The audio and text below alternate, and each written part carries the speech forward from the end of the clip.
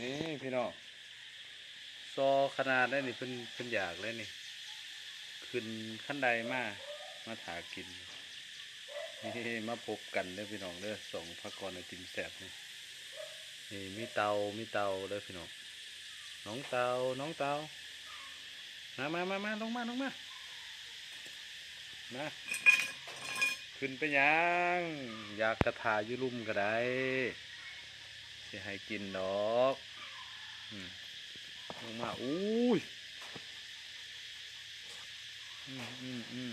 เอาลงมากินยุลุ่มพี่อึบเอาลงมาโอ้ลงแบบง่ายๆเลยพี่น้องนี่มา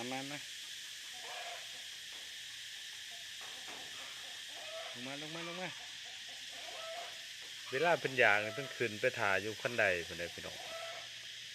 นี่อ้าวมาพี่กินอยู่เดินหยาพี่ไปมานี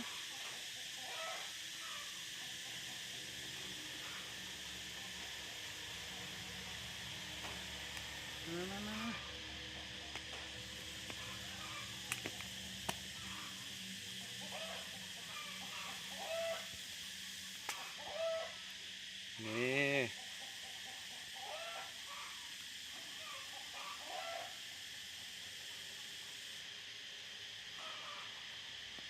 น้องเตา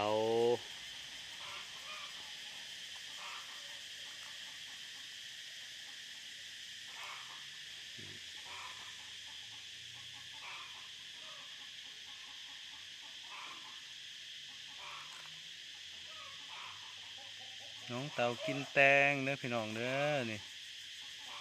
ทุกทานผ่านมากก็ได้เคยเอาลงแล้วนอนอยู่ในสองพักก่อนหลายคลิปพอสมควรแต่ว่ามื้อนี้เพิ่นขึ้นไปทาอยู่บันไดพี่น้องเพิ่นหิวแห้งนี่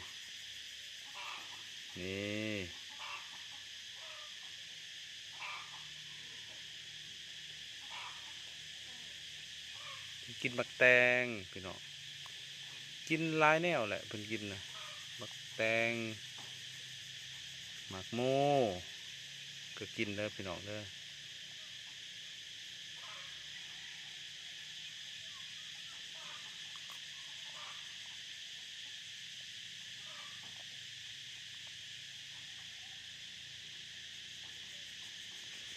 น้องเต่า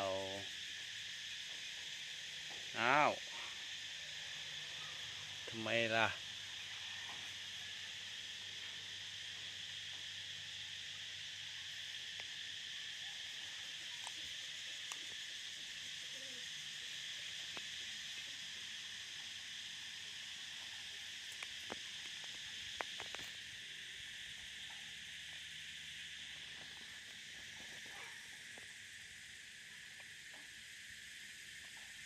น้องเต่านี่อายุเพิ่น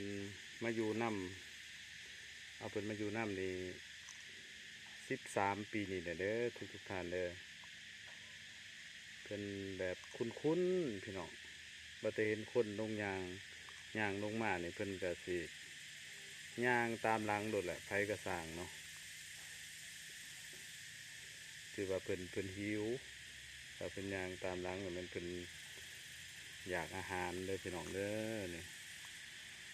น้องเต่า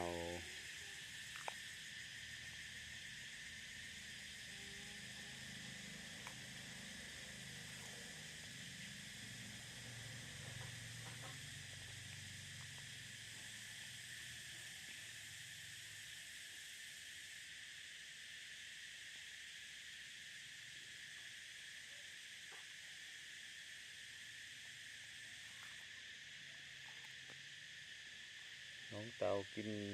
บักแตงอร่อยพี่น้องอ้าว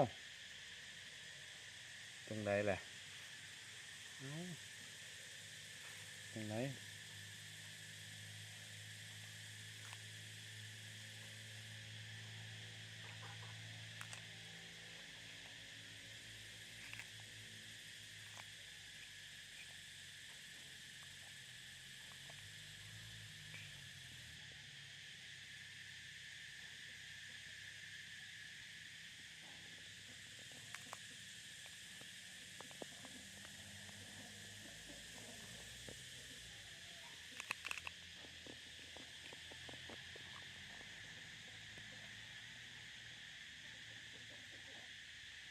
ากเด้อทุกท่านเด้อฝาก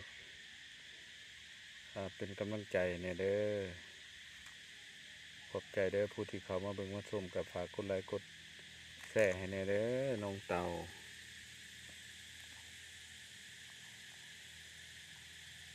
บายบายเจอกันคลิปหน้าเด้อได้สิ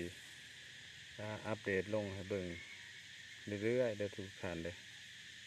บายบาย